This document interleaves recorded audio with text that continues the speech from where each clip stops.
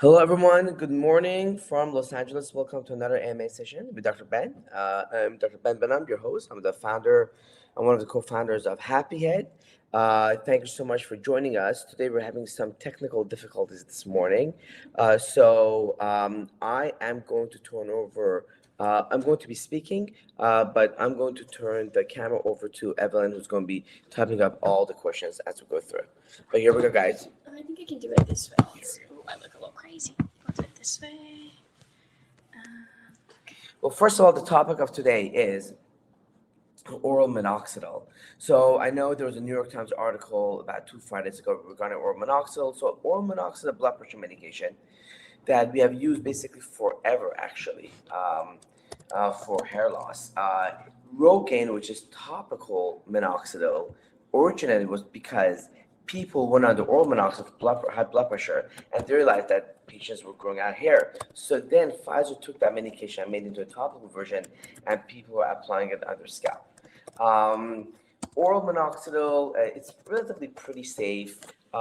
Usually we tell our patients to touch it up slowly. So usually we prescribe the full tablet and tell our patients to go up about, to use a quarter of a tablet for the first 2 weeks, and then half a tablet for the second 2 weeks, and a full tablet for basically to go on to the full tablet. Most common side effects are changes in blood pressure, like dizziness or lightheadedness, which is pretty rare. Heart palpitations, headaches, again, not very common, rare. Ankle swelling, again, extremely rare. So my recommendation is that if you want to go on oral minoxidil, I would basically touch it up slowly. You could also buy a blood pressure cuff and basically just check your blood pressure on a weekly basis, on a daily basis for the first several weeks. But again, overall, very safe medication. You could be on Happy Head as well as on oral minoxidil at the same time. I think patients basically will get better results. So our first question of the day, do you recommend oral minoxidil? Yes, I like oral minoxidil. We've been using it for many years in our office. If you feel that the topical Happy Head is not giving you the best results, you could definitely do oral minoxidil. Or if you're seeing good results, you can still go on oral minoxidil as long as you're not having any side effects. The reality of minoxidil anti-androgenic properties and consequently possible sexual side effects. So that's a good question. So remember, there are 3 pills that we have. There are 3 medications that are oral for hair loss. One is finasteride, and finasteride could have potential of sexual side effects in 2 to 4% of patients. And then you have oral minoxidil, which is a blood pressure medication but has no risk of sexual side effects. And then the third one is spironolactone, which is a blood pressure medication that is used mainly in females, not in males. So if you're a guy, you really have 2 options, oral finasteride or oral minoxidil. A lot of patients choose oral minoxidil because they don't want to have that possible risk of sexual side effects. So I'm a big fan of oral minoxidil. We've been using it for many years. Again, they come in 2.5 milligram tablets. We rarely have any patient that goes beyond 2.5 milligrams. There are some patients that might take the 5 milligram, but that's pretty rare. So a lot of patients just take 1 tablet. They start off with a quarter and then a half and then a full tablet. Also, other things to watch out for, if you're of Middle Eastern descent, at higher doses, you might get more hairs on your face or some other parts of the body. So, but that usually happens at higher doses. Typically, you're female, that could happen as well. If you're Caucasian, it's less likely for it to be obvious, but if you're basically Middle Eastern, it's more likely to be obvious. So that's one thing to kind of be aware of. But again, I do love minoxidil because of the fact that it has no risk of sexual side effects, and honestly, it's pretty safe. What would be, if you're just starting, have never taken any type of treatment, what would be a good dose to start at? A quarter of a tablet. That means you take tablet and then you get a pill cutter and you cut it to 1/4, and you take 1/4 for about 2 weeks. And you can also buy a blood pressure cuff to measure your blood pressure. Obviously, if you're very petite, like around 100 pounds, and already feel this you're lightheaded, just just caution is advised. Does oral minoxidil cause weight gain? It actually typically does not. There is this paradoxical weight gain that may be associated with it, that some patients might gain weight, but it's very unusual. And in my 10 years, I've yet to see it. In my 14 years of practice, I've yet to see one. Okay, and then your next question. Do you want to start with this one? Yeah. So I had severe depression on oral finasteride, and it did nothing. Oral minoxidil has been Great, but wouldn't I need an anti-allergen as well to reverse miniaturization? That is correct. The way that minoxidil works is a vasodilator, which means it increases blood flow basically to the scalp, and by increasing blood flow, you bring in more nutrients and more oxygen, and it also washes out the DHT. You're right. Oral minoxidil alone by itself, I mean, it could be good, but it not work for everyone. So some patients may need an anti-androgen, and that's where finasteride comes in. Now, if you had severe depression on finasteride, then you cannot take it. Unfortunately, I mean, you just can't do it. Now, but if you have not tried finasteride, you have tried it and had no side effects, then adding the finasteride and minoxidil together will give you better results. This is why Happy Head has three ingredients: has the anti-androgen, which is finasteride, minoxidil, which is a vasodilator, and retinoic acid, which increases the penetration of both of them. Can you explain one more time what is an anti-androgen? Yeah, androgen means basically is a testosterone blocker. So finasteride blocks testosterone, is a DHT blocker. So there are many reasons why you're going to lose your hair. One is because testosterone binds to receptors and causes miniaturization, but also at the same time, lack of blood flow to the scalp basically also leads to basically not having enough nutrients to the hair follicles. So, and that's called the scalp tension theory. If you have never heard of it, you can actually look it up. What scalp tension theory says, basically, when your scalp basically constricts, uh, it vasoconstricts those blood vessels, and lack of nutrients and oxygen actually ends up increasing concentration of DHT in your scalp. So, and this is why we actually sometimes do Botox on the scalp, because by doing Botox, relaxes those scalp muscles, and as a result, increases blood flow to your scalp. But that's how minoxidil works. So, but doing minoxidil and finasteride together could sometimes help quite a bit. Dr. Ben, I was wondering, when it comes to hair regrowth, is it more common for it to begin at the hairline, or does it usually start in some random patches, or everyone's different? Everyone's different. Some people basically have the widow's peak go back first, or some people basically could have the crown area basically thinning. So everyone's different. You can't really, Is that genetic based? that's genetic based, yes. So if you look at your dad or your grandfather, would they have That the doesn't same necessarily mean your dad is possible that he's losing basically the crown, and you might lose it from the front. So everyone's just different. Everyone's different. Okay. Exactly, everyone's different. All right. Next question. Is it possible to have better results with finasteride than with dutasteride? Yes, it is. In clinical studies, it was shown that dutasteride worked better overall than oral finasteride.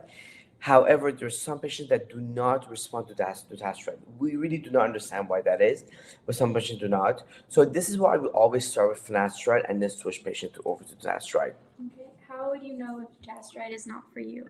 Unless you try it, there's no way. So, but we've always first tried finasteride before basically switching over to dutasteride. So you don't want to just jump in. Yeah, exactly. And there's really no way for us to know which one you're going to respond to, at least not yet.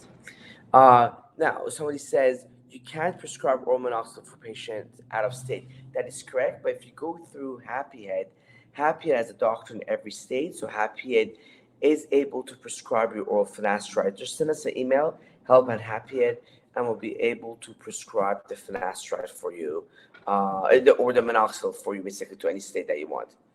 Can you show us at a later date picture of some patients who have had good results on minoxidil? Yes, I may have some photos. I have to see if I could get permission from them to show it. But yeah, look, again, we have thousands of patients on oral minoxidil. I mean, even in my own personal clinic, we've been doing this for many, many, many, like over 10 years. So overall, I think it's a great drug.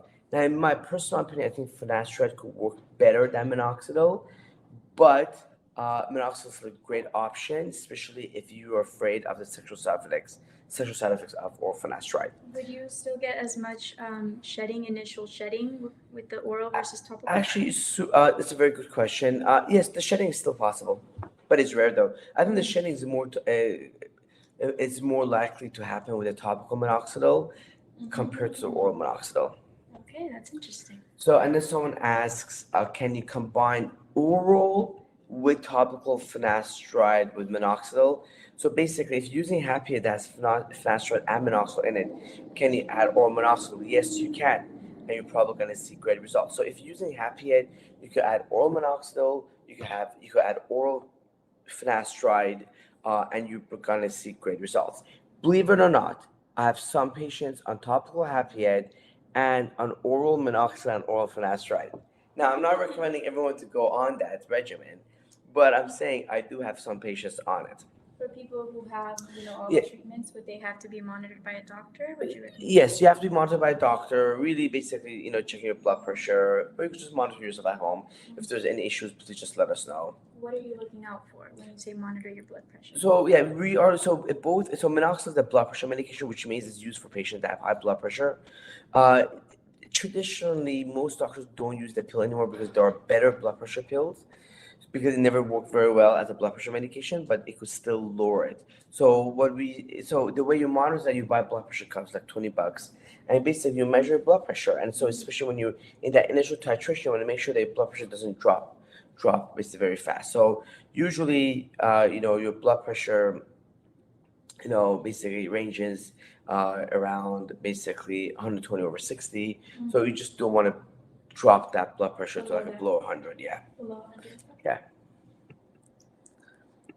Does the existing hair strands actually become stronger and denser, or does it have to fall out first in order for the healthier, denser hair to grow out? That's a very good question. Actually, it doesn't have to fall out first. Now, sometimes when patients take the topical minoxidil or oral minoxidil, basically it resets your hair cycle, so that's why you have that initial hair shedding. But you don't necessarily have to have that hair shedding initially to get really good results with the minoxidil. Okay. So the goal is basically when minoxidil basically vasodilates the blood vessels, and more blood gets into your scalp and to your hair follicles, is bringing more nutrient and also more oxygen. And studies have shown that basically more oxygen in a scalp area reduces the DHT level, and also more blood flow washes out the old DHT that's already there. Makes sense. And it's kind of, look, you're by bringing more nutrients, you're basically just providing more, elements and food to the hair, so that that also going to help as your hair grow better. Also, how the derma roller works. And that's how the dermal roller works as well. Exactly. It's kind of like a chia pet story. Remember, the more you water it, the more it grows. It's the same thing. The more you increase blood flow to your hair, basically, the more it's gonna grow.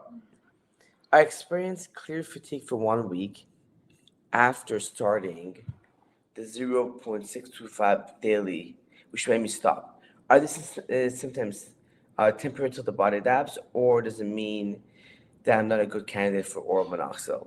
And again, so this is a patient who's a healthy 42-year-old gentleman, and he got fatigue basically for 1 week. So again, so the fatigue, chest pain, heart palpitations could happen. Typically, a lot of them basically will resolve, but if the fatigue didn't resolve after a week, I would probably not use it. I would probably not use it again. But again, a lot of times the body does basically adapt to it, and a lot of the fatigue has to do with the fact that probably it just reduces your blood pressure too much. So if I were, I would probably have measured the blood pressure then, and you would have seen that your blood pressure had basically kind of gone down quite a bit. So could you take a smaller dose? Yeah, I mean, you start with a smaller dose than that. I mean, so he took a quarter of a tablet, which is a pretty small dose, Yeah. the Must be 0.625. really So sensitive. I think it's really sensitive. I would not try the oral minoxidil. Oral instead. Yeah. So here we go. And so I had migraines and fatigue. I touched it down and slowly increased over 6 months, no issues now. Had to go slow and steady. So yeah, thank you so much for that recommendation. So another patient said basically he had migraine and fatigue initially, but he touched it up very slowly. So that is the key. The key is to touch it up very slowly. And if you feel you're very sensitive, you don't have to take so a quarter of tablet. You can even do a quarter of tablet every other day, so your body basically adapts to it. So just do it very slowly. Not basically, don't rush into it, guys. It's not a race. Are there well done scientific studies of dermal roller used by itself to stimulate hair growth? There isn't, but there was just a recent hair meeting that Dr. Rassman, I think, showed patients doing dermal roller was very effective. Dr. Rassman, I don't know if you guys know, he is the founder of the one of the hair blogs, very famous hair blogs, The Bald Truth. And also, he's one of the advisors to Happy It, actually. And maybe we should probably have Dr. Rassman be on one of these Yeah, it talks. could be a podcast. One of these podcasts. I'll try to bring him on, actually. So he's a very knowledgeable person with over 40 years of hair loss expertise. But yeah, so he showed this. The study is not published, but I think he showed the original some of the publication early data, and it was very effective. Sorry, I came a little late. Oral finasteride has fewer side effects than oral minoxidil. How long until benefits of hair growth are seen? So, look, everyone has own side effects. I do agree that besides the sexual side effects of oral finasteride is a very inert drug, and actually most patients really do not have much side effects. But oral minoxidil could have more side effects of changing your blood pressure, headaches, fatigues, heart palpitation, ankle swelling, because it's a blood pressure medication. So I do agree with you that oral finasteride could have fewer side effects. Again, both results are seen about 4 to 6 months. 4 to 6 months. Yes, 4 to 6 months. Okay. Um, Now, do the newer COVID variants all have shed results? Delta was horrible. Well, I do agree. So I think all COVID variants basically could cause shedding. We've seen a lot of shedding from COVID, unfortunately, and even sometimes from the COVID vaccine. There's really no raw data, but I'll tell you, I've seen a lot The of vaccine? patients, both mainly from the COVID itself, but some from the vaccine. But we really don't know if the different variants have different shedding results. Could it also be stress related? Absolutely. It could also be stress related, yes.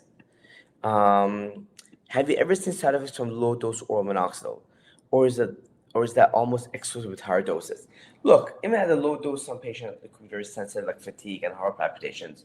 Usually blood pressure changes not that much. Um, the blood pressure changes, I mean, if you're like 95 pounds and you're extremely petite, then yes, I would be very cautious. But for the most part, most patients do very well on oral minoxidil. Would derma rolling in only one direction at a time in each pass be effective enough to prevent any hair pulling compared to doing it back and forth? Yes, that should be fine as well. If you don't like the derma rolling, you can also get a derma pen or a derma stamp, you can just buy it on Amazon. But again, doing it in one direction should be fine as well. Does oral minoxidil increase prolactin levels in your body? I'm not sure, honestly. I don't know. I have to look that up. That's a good question. I don't think so, though. What's prolactin? It's like a hormone basically in your body. I really don't think it does. Does it cause something? Why don't you send me an email to Happy and I will look that up for you. If one objective is to increase scalp blood flow, is scalp stimulation with a firm brush or another device help reduce baldness? And are there any studies? That's a great question. So, it is true. We know that basically, if you use a firm brush on your scalp, it increases blood flow. And there's some patients basically that massage the scalp. We know that increases blood flow, and patients definitely say that that also causes more hair growth. Um, I'm just talking anecdotally. We know that derma roller definitely helps, but the same mechanism might increase the blood flow to your scalp. And we know Botox. I mean, there's definitely clear studies on Botox that if you relax the scalp muscles, it increases blood flow and that causes hair growth. I mean, I do Botox all the time in my office, and I see the results. So the answer is that yes, increasing blood flow to the scalp does increase basically your hair growth and reduce the shedding. Again, does that work for everyone? No, and everyone's different. Is it okay? Is it okay to take oral minoxidil if you're already taking medication to lower blood pressure? It is. It all depends what you're taking and also what your current blood pressure is. I always recommend basically seeing a doctor, like another doctor. Just ask your own doctor to put you on that blood pressure medication. It's possible that some of them might lower the other blood pressure medication and then you'll go on oral minoxidil. But I have patients that are on two different blood pressure medications, one of them being minoxidil, and they do just fine. So everyone's different. You have to run it by your current doctor that's giving you your current blood pressure medication. If some people don't have access to a primary care physician and Happy Head is their closest source, is there a good resource to be able to find like factual information on drug interactions? Well, you could definitely find a drug interaction, but they would have never been prescribed the medication without a primary care doctor. So there is someone prescribing that medication. Okay. So definitely reach out to your own doctor basically and see if they could alter if they're okay with it. And again, look, if you're already taking another blood pressure medication and blood pressure is still in the 160s, then you still need another medication to lower it down. So minoxidil might be a good choice for you. And like a lot of patients say that getting on oral minoxidil actually lowered the current blood pressure. That's interesting. So oral finasteride compared to topical finasteride. So we discussed a lot of the oral minoxidil side Yes. effects. What about oral finasteride? Yeah, so oral finasteride compared to topical finasteride. So the reason why Happy was created was because we wanted to reduce the side effects from oral finasteride, which mainly is the sexual side effects. Again, it doesn't mean that there are no sexual side effects with topical finasteride, but the chance of it is extremely less, and it's based on a lot of clinical studies. So that's why in our topical formula we have the topical finasteride with topical minoxidil with retinoic acid, because we truly believe having them all in a topical version as opposed to taking them orally will reduce the risk of side effects for all of them. And on topical minoxidil, people rarely have any side effects, honestly. I mean, we never get any side effects from heart palpitations. We do get some initial shedding, which is rare, but it could happen. We do get a lot of irritation because minoxidil on your scalp is irritating. But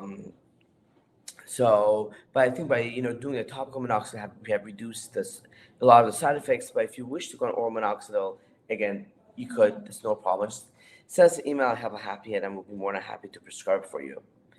How much Botox and how often, and how long do you see the results for? So that's a very good question. So if you actually go on Google Scholar and put in Botox and hair loss, you will see the clinical studies, and there are multiple different types of studies. The original studies on Botox and hair loss dates back to 2002. Oh wow. I think it was a Canadian plastic surgeon who ended up getting a patent on it. Quite confusing. And the patent of Botox for hair loss expired actually last year. Okay. But there are other studies in 2009, and there are also more recent studies coming out of Asia in 2019 regarding the Botox. And the protocol is very different. The way I do it is that it's 150 units of Botox performed every 6 months. Not everyone's a candidate. The best people that are candidates are the ones that are basically thinning all over the scalp. Oh. If you're losing basically one area particularly, it is not, I don't think you're the best candidate. And again, so it's done every 6 months, 150 units. That's how I do it. And it's done in the front, middle, back, and basically the lateral sides. So you have to continue to. Yeah, so every 6 months people do it. That is correct. Would that be the same for forehead? Forehead is actually the difference actually every 3 months. So when you do Botox everywhere else, it's every 3 months, and the scalp is every 6 months. And then there was another study where they were doing 100 units every 4 months. But I think a lot of my patients actually fly in for me to do it. So every 4 months is not doable, but every 6 months basically is doable for a lot of my patients. And sometimes patients do in conjunction with Happy Head. Sometimes they do it without Happy Head. But if you look at the studies, original studies, which you could look up, there are a lot of before and after photos, and there was nothing else combined. It was really just the Botox. What is a vehicle of our twice a day scalp treatment? Propylene glycol, yes, it's ethylene glycol and propylene glycol. We also just came out with a propylene glycol free formula, what's called the Aqueous formula, that has 80% less alcohol in it. So if you are interested, you could basically ask for it. Why could propylene glycol be so? It's just irritating. It's just very irritating. Yeah. And also the Rogaine over the counter, the Minoxidil from Kirkland, they all have propylene glycol in it. The one that does not is the foam. The foam is propylene glycol free, the one over the counter. Makes sense why that's working really well for people. Yes. But the problem is that the Minoxidil itself is still irritating. So it's possible you could take the propylene glycol away, but you could still have some irritation. It's possible. But if you're having any irritation from the product, please reach out to us. We'll switch you over to the water-based formula, or lower the concentrated minoxidil, or take out the minoxidil. How much time do I have to try one or the other, finasteride or dutasteride, to see which one works for me? 4 to 6 months. So the question is, how long do I have to try oral finasteride to see if it's going to work for me before I switch over to oral dutasteride? Or before adding something else. Or adding something else, about 4 to 6 months. So if you never tried anything, you would suggest starting with A Happy Head. topical? So yeah, I would try with topical, because topical is going to make your body used to it. There's finasteride and minoxidil in it, so your body just gets used to it. And let's say if you're doing it for 4 months and you're not seeing any improvement, or even after a month or two, if you just want to see better improvements, then you could add oral minoxidil or oral finasteride to the regimen. Okay, I don't think we asked this one yet. Are the results better with propylene glycol? Not necessarily. I mean, just traditionally, propylene glycol is what the base is, but the results is the same. So if you use the standard formula or the one with the water-based formula, the ingredients are the same, the penetration is the same. Patients should typically get the same results. Mhm. Does oral minoxidil have any skin aging properties? Interfere with collagen synthesis? No, it does not. But sometimes it could cause swelling. Swelling could come in many different forms. So you could have swelling underneath the eyes, which could also happen with topical minoxidil, or lower leg swelling. So obviously, nobody wants to have swelling underneath the eyes. Lower leg swelling? Yeah, it's possible. So if you get any swelling lower legs, that's from oral minoxidil. Less common with topical minoxidil? Yeah, I don't think we've ever seen that with topical Unless minoxidil. it drips down here. Yeah, we have some patients basically complain of swelling underneath the eyes with topical minoxidil. Again, very rare. I mean, again, we have almost 10,000 patients on Happy Head, so very rare. With oral minoxidil, it's just more likely. Again, also rare as well because I prescribe quite a bit in my own clinic. Rare, but something that you should be aware of. To avoid it, how would you recommend applying the product? So, I mean, just use it as directed. I mean, look, if you're gonna get side effects, you're gonna get side effects. I just don't want my patients to kind of jump into it. So, again, with any product, even with topical or oral, you want to slowly ease into the medication. So, if you're doing topical, basically do it once a day, basically for the first week, and then go up to twice a day. But you can even go slower than that. It really depends, basically, on how sensitive you are. Remember, guys, it is not a race. I know sometimes patients get really excited about Happy Head or some of the oral medications, but the problem with that is that they get too excited and they start using like a lot at the beginning, and they end up with side effects. So go slowly, ease into it, titrate everything up. Do not be very aggressive. Okay, any final questions? And then we'll be closing up. Okay, guys, any other questions? Well, I mean, thank you so much for joining us. Is there any problem with using Ketoconazole shampoo daily? No, there's really no problem. You could do it. I mean, we usually recommend shampoo every other day, but look, some people need to shampoo every day, and that's perfectly fine. What type of shampoo would you recommend using every day versus what would you not use every day? Well, I mean, that's a great question. I wouldn't necessarily use like the harsh shampoos. I wouldn't use it, but ketoconazole is pretty safe. It can sometimes cause a little bit flaking on a ketoconazole, so just be aware of that. But look, if you want to shampoo every day, that's fine with me. That's no problem. Well, guys, thank you so much for joining us on another Happy Head meeting. Did we get to this one? Can you bring it on the screen? Yeah, I can. There we go. That's what it was. Okay. Yeah. Is a 0.025 solution of finasteride without minoxidil effective for maintaining what they have? Yes, I mean it could be. But sometimes people might need that extra minoxidil. So one of my patients was asking, can I just use a finasteride without any minoxidil in it? Yes, it could. Ideally, if you could have both in it, that would be better. But if you can't tolerate the minoxidil, then just having the minoxidil by itself is good enough. What's a good antiseptic to use prior to microneedling? And how soon can I do it? Can I apply the Happy Head? So basically, what I would recommend, this is what I would do. I would apply Happy Head first, and then I could microneedle, and then buy an alcohol spray bottle and basically easily spray it or dip it in the alcohol, and then apply it on. Okay, I think that's all for the questions. That one was already answered, and so was this. Okay. Well, guys, thank you so much. Really appreciate it. Thank you so much for Evelyn for helping with all this coordination, and Erica, who is here somewhere today. In spirits. Eric going to join us today. And if there's any questions, please let us know. We love these meetings on Tuesdays. We love your feedback. Please write us a review on Facebook or Trustpilot if you can, or just send us an email with feedback. We greatly appreciate it. Have a beautiful day. Talk to you guys later. Bye-bye.